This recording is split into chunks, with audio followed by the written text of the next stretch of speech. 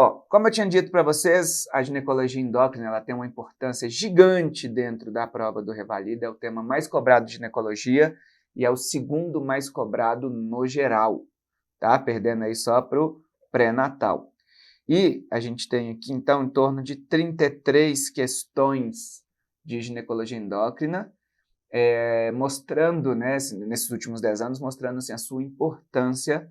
E aqui vai entrar subtemas como ciclo menstrual, amenorreia, endometriose, infertilidade. Então, assim, são temas muito abrangentes dentro da ginecologia obstetrícia, tá certo? Então, vamos embora começar.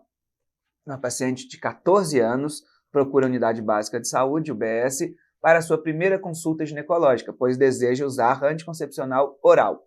Ela iniciou a atividade sexual há 6 meses, então ó, já tem vida sexual ativa, tem 14 anos e quer usar um anticoncepcional, tá? E a menarca dela foi aos 11, se ela tem 14, foi há 3 anos, ok.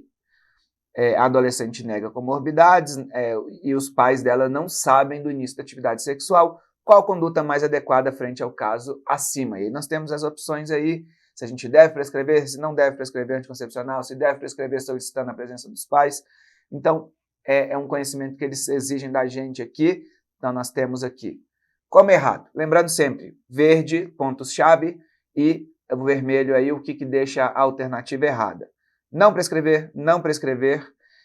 Tem apenas 3 anos da menarca aqui falando que não posso prescrever por isso, nós já vamos explicar direitinho.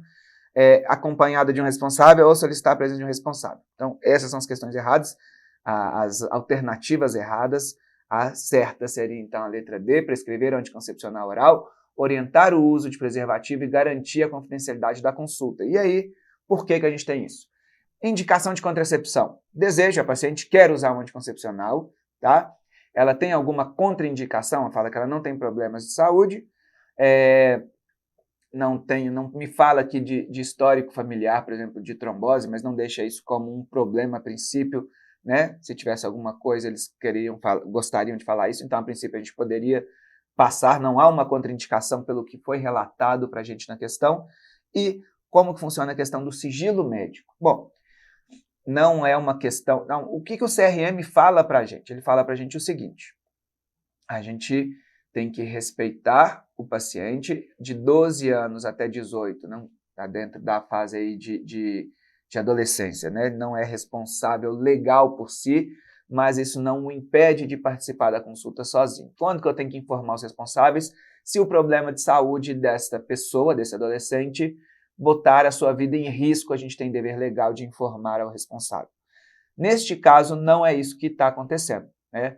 Falar ou não para os pais de que ela já iniciou a vida sexual não vai mudar em nada, não é risco de morte para ela, não tem nada colocando sua vida em risco, então a gente deve respeitar o sigilo médico nessa situação, tá? Então eu devo prescrever, devo respeitar o sigilo e, neste caso específico também, como ela quer usar um contraceptivo oral, né, a gente deve orientar também o uso do preservativo, que não impede, mesmo que fosse DIU, injetável, seja o que for, não impede doença sexualmente transmissível. Então, o uso da camisinha, o uso do preservativo é fundamental também para o controle, né, a profilaxia das doenças sexualmente transmissíveis, tá?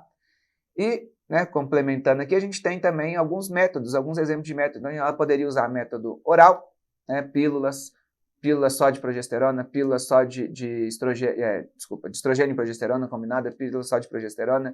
Poderia usar injetável mensal, trimestral. Poderia usar implante subcutâneo de progesterona. DIU, dispositivo intrauterino. Poderia usar um Mirena, né, o CIO liberador de levonorgestrel. Anel vaginal, que é combinado. Então, assim, toda a gama de possibilidades de anticoncepcional, ela poderia usar, não tem problema nenhum, tá certo? Lá na questão também fala de não poder passar o anticoncepcional porque tem 3 anos da menarca. Na verdade, a gente evita iniciar o contraceptivo oral até 2 anos da menarca, porque é um período ainda de adaptação do eixo hipotálamo, hipófise, ovário. Pode ser passado? Pode.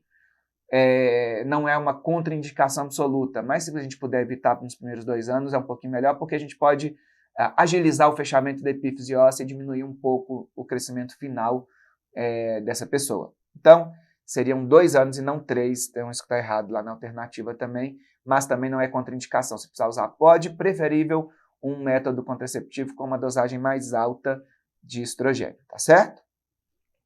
Então, seguindo na prova de 2012, uma paciente de 17 anos de idade que teve menarca aos 11 anos, vem à unidade básica de saúde, acompanhada da mãe, referindo amenorreia há 1 ano. Então, ela tem 17, menarca aos 11, então ela menstruava até os 16, dos 16 aos 17 ela não está menstruando, teve perda de 15 quilos no último ano, devido a dietas feitas por conta própria, tá? Deseja ser modelo, não tem problemas de saúde, não usa medicamentos e início da atividade sexual. Então, ela não teve início da atividade sexual ainda. Ao exame, apresenta a altura de 1,75 e peso de 50. Neste caso, qual o diagnóstico mais provável? E aqui, neste caso, a gente tem que pensar, então, numa menorreia relacionada, muito provavelmente, ao que a história nos coloca, a perda de peso dela, e aí seria uma menorreia hipotalâmica, uma menorreia central. Nós vamos explicar.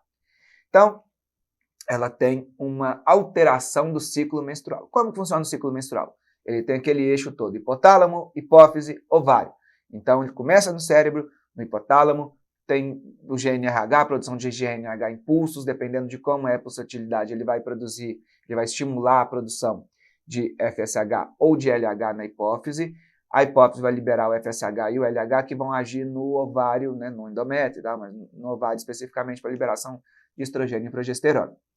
Se a gente tem alguma coisa que interfere nessa produção de GNRH, a gente vai ter uma amenorreia hipotalâmica, tá? E é o caso dela. Então, uma paciente com baixo peso, o IMC dela dá 16, então ela tem uma alteração do ciclo menstrual, e isso, baixo peso com alteração do ciclo menstrual, a gente tem que pensar de cara numa amenorreia hipotalâmica.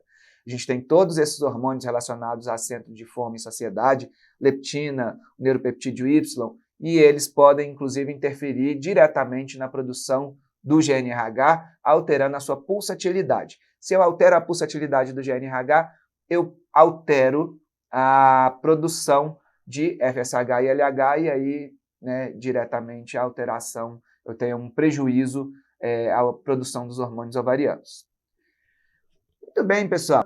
Essa é a primeira parte das 5 da nossa aula, né, de ginecologia endócrina. Aguardo vocês logo mais na parte 2. Um abraço.